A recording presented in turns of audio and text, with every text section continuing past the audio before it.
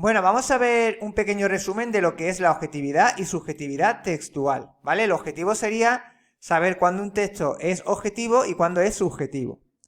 Un texto es objetivo siempre y cuando el emisor del texto no se involucre dentro del mensaje, es decir, adopte una actitud neutral, ¿vale? No nos da su opinión respecto al tema y no trata de convencer al lector, ¿vale? ¿Qué tipo de textos suelen ser objetivos? Pues, por ejemplo, las noticias. Cuando lees una noticia, la noticia está centrada en transmitir el evento tal y como ocurrió, sin dar opinión por parte del emisor o el periodista que redacta la noticia, ¿vale? Luego tenemos también textos científico-técnicos que suelen ser objetivos. Hay textos humanísticos que también podrían ser objetivos, ya depende de la actitud que adopte el emisor en este texto humanístico, ¿vale? Textos jurídicos, textos administrativos y legislativos, ¿vale? En todos estos textos normalmente el emisor no se involucra en el mensaje, sino que se limita a transmitir conocimiento sin adoptar una posición personal, ¿vale? En un texto subjetivo, el emisor se involucra en el mensaje, ¿vale? Tiene como intención comunicativa convencer al lector mediante el uso de argumentos. ¿Qué tipo de textos suelen ser subjetivos? Pues, por ejemplo, los artículos de opinión, las columnas, las cartas al director, ¿vale? Todo esto pertenece al género periodístico de opinión, ¿vale? Hay textos humanísticos que también son subjetivos, ¿vale? Sobre todo textos filosóficos, textos relacionados con la economía. Luego también los textos literarios, donde el poeta, por ejemplo, en el género lírico, expresa sus sentimientos y emociones. Por tanto, lo importante para saber distinguir un texto objetivo y subjetivo es ver cuál es la actitud del emisor, si se involucra o no se involucra en el mensaje que está dando. En cuanto a las características lingüísticas, pues tenemos que tener claro que cuando un texto es objetivo utiliza un tipo de lenguaje diferente a que cuando el texto es subjetivo. Y eso es lo que os van a preguntar, que cuáles son las marcas lingüísticas que dan objetividad y subjetividad al texto. De estas marcas lingüísticas que vais a ver, no tenéis que ponerlas todas en los exámenes. Muchas veces os dicen que pongáis algunos mecanismos lingüísticos, no todos. Y de lo que se trata es que esto que vamos a ver, sabéis identificarlo dentro de un texto. No vale con poner esto de memoria, sino ver dentro de estas marcas lingüísticas que vamos a ver, cuáles son las que aparecen en el texto, mediante ejemplos, ¿vale? Vamos a ver una aplicación práctica de cómo se haría. Para ello, primero vamos a conocer cuáles son los mecanismos más característicos de objetividad, los mecanismos lingüísticos. Y lo vamos a dividir en tres niveles, en el nivel morfológico, en el nivel léxico-semántico y en el nivel sintáctico. El nivel morfológico hace referencia a el tipo de estructuras gramaticales empleados, lo que son sustantivos, adjetivos, verbos, ¿vale? Pronombre, determinante. En un texto objetivo se va a utilizar sobre todo la tercera persona, ¿vale? Como se pretende ser neutro, pues nunca se va a hablar en primera persona, siempre se habla en tercera persona para evitar personalizarse. Y lo que se realiza es un discurso impersonal, donde el sujeto no es un sujeto agente en primera persona, sino que se habla en tercera. Además, hay un predominio del modo indicativo, es decir, todo el texto está escrito en modo indicativo. Todos los verbos van a estar en modo indicativo, no vais a encontrar modo subjuntivo, ¿vale? Uso del presente con valor atemporal, es decir, es un presente que se utiliza con valor de pasado, presente y futuro. Son acciones que valen para cualquier tiempo. Esto también da objetividad a un texto. Predominio de sustantivos concretos, ¿vale? Es decir, en un texto objetivo no vas a encontrar sustantivos abstractos, sino que los vas a encontrar concretos. Y los adjetivos son especificativos, ¿vale? No tienen carácter valorativo, sino que simplemente se delimitan a especificar una cualidad del sustantivo que lo diferencia del resto de su misma especie. Coche rojo, silla azul, ¿vale? Ahí no está dando la opinión, sino que está describiendo al sustantivo.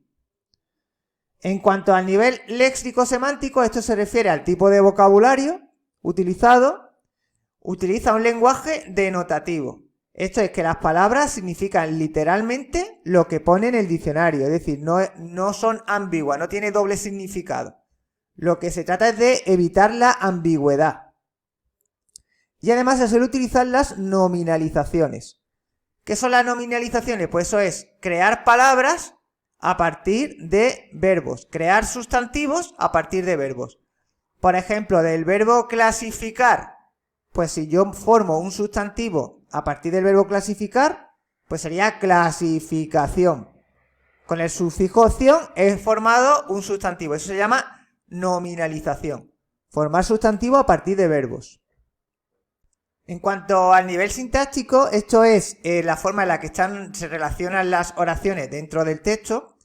Va a predominar la modalidad oracional enunciativa, ¿vale? Es decir, oraciones para dar información sobre un referente. Luego se va a usar sobre todo la pasiva refleja. La pasiva refleja, esto para poder entenderlo tenéis que saber previamente sintaxis. Y las oraciones pasivas reflejas son las que van con el pronombre se y un sujeto paciente. Por ejemplo, se alquilan habitaciones, se venden motos, ¿vale? Ese tipo de oraciones con se, con el verbo en tercera persona y un sujeto paciente, son las que se conocen como pasiva refleja. Esto lo tenéis en mi canal cuando explico lo que es la parte de la sintaxis. Luego tenemos el predominio de la oración de la subordinación adjetiva. Esto también lo tenéis en el bloque de sintaxis, tenéis que saber distinguir cuando una subordinada es sustantiva, adjetiva y adverbial. Pues en el caso de la objetividad, lo que es la subordinación, la que predomina más es la adjetiva, porque es la que se utiliza para dar información sobre un referente. Y también tenemos el uso del complemento del nombre. El complemento del nombre se utiliza mucho en los textos objetivos para dar información sobre un nombre al que complementa. Como por ejemplo, la casa de Alberto. Este de Alberto se está refiriendo a casa, está complementando al nombre casa. Y lo que hace es darnos más información sobre un nombre al que complementa. Bueno, pues estos elementos lingüísticos clasificados en 3 niveles son los que tenéis que identificar en un texto. Mediante ejemplos. Mira, aquí tenemos un texto.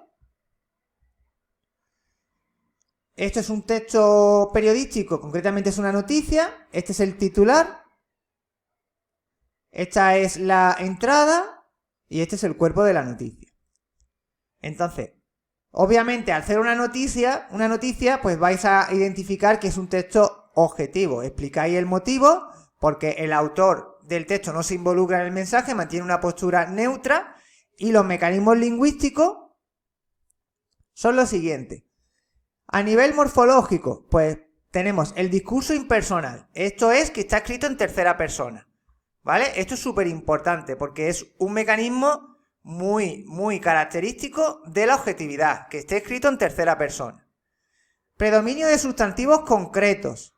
Esto también es propio de la objetividad. Y luego predominio del modo indicativo, ¿vale?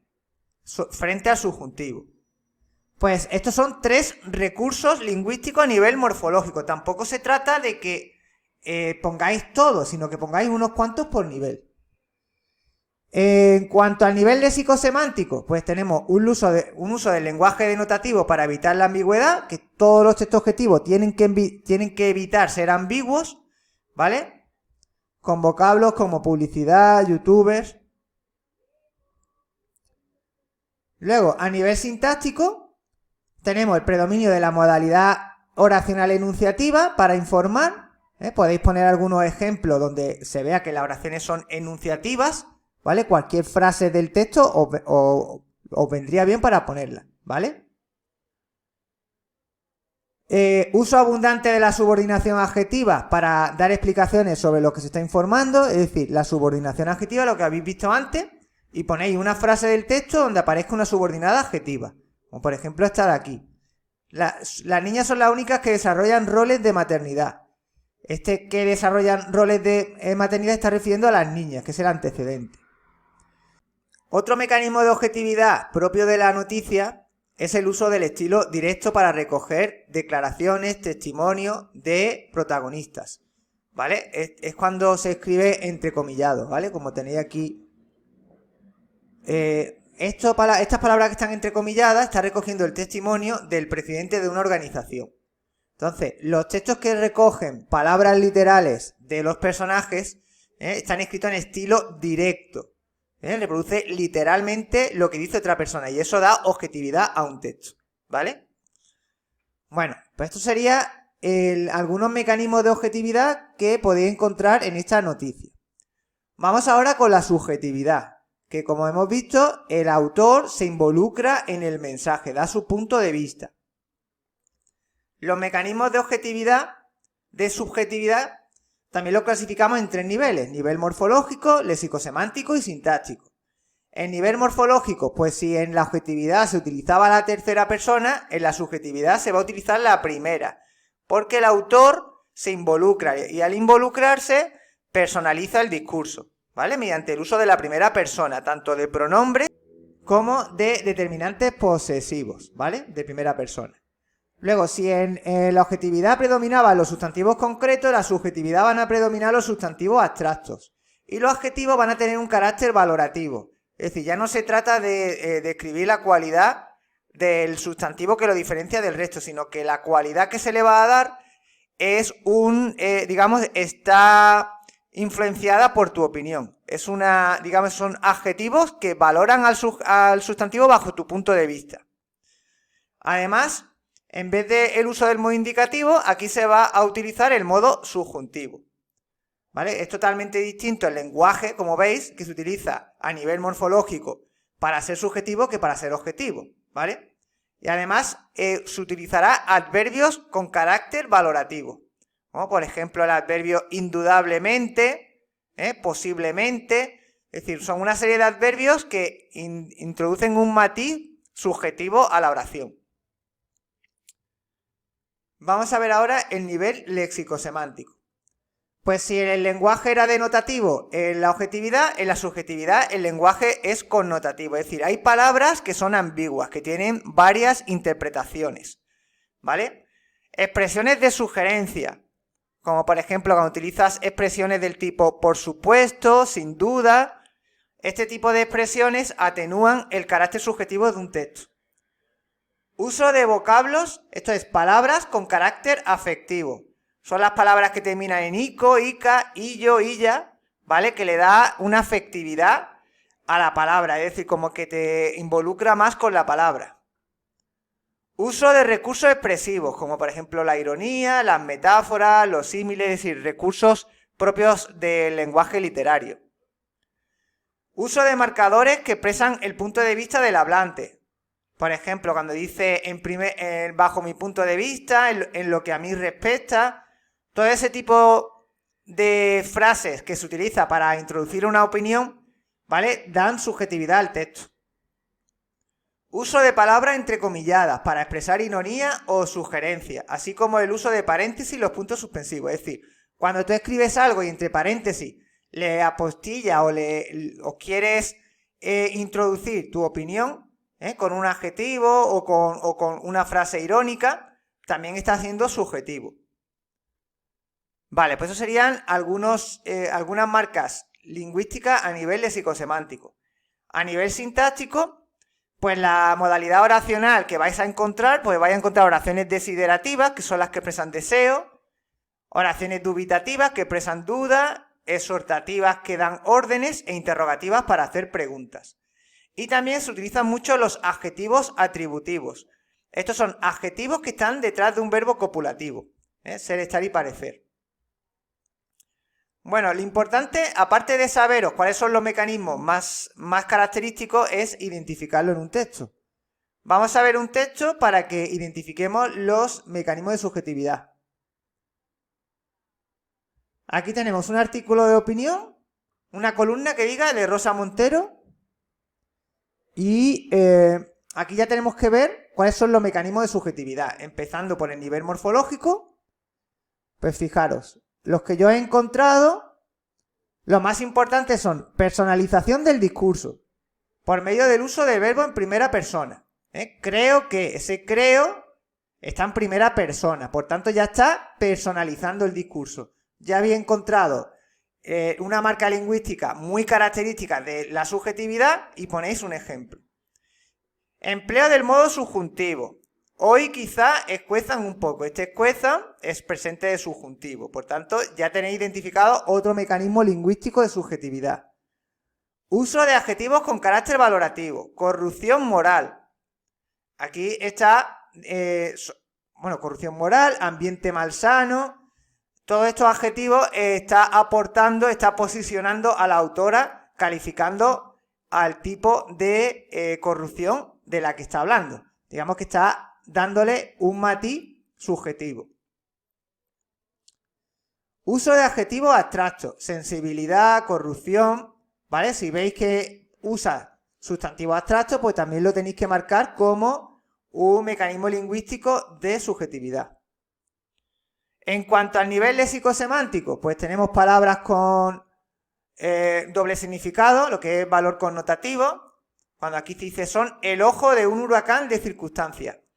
Aquí el ojo de un huracán tiene distintas connotaciones. No significa literalmente la palabra huracán, sino que tiene aquí otras connotaciones, otro significado añadido al propio de la palabra. Uso de recursos expresivos como la interrogación retórica, para provocar la reacción del lector. Estas preguntas que lanza al aire para que el lector reflexione y responda. El uso de la metáfora. Los suicidios son siempre multifactoriales, son el ojo del huracán, es decir, suicidio que está identificado con ojo de huracán, sería la metáfora. Afirmaciones categóricas, porque lo peor es perseverar. Una afirmación categórica es afirmar algo sin que se pueda cuestionar.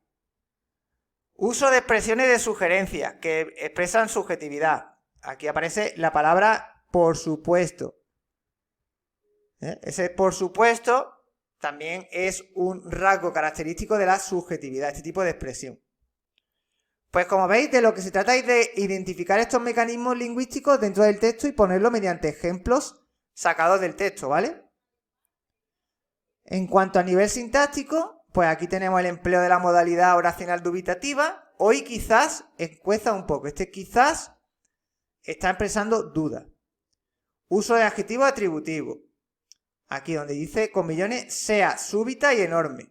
No creo que la tentación de aceptar un maletín con millones sea súbita y enorme. Este súbita y enorme son adjetivos atributivos porque van detrás de un verbo copulativo, ¿vale? Cumple la función de atributo.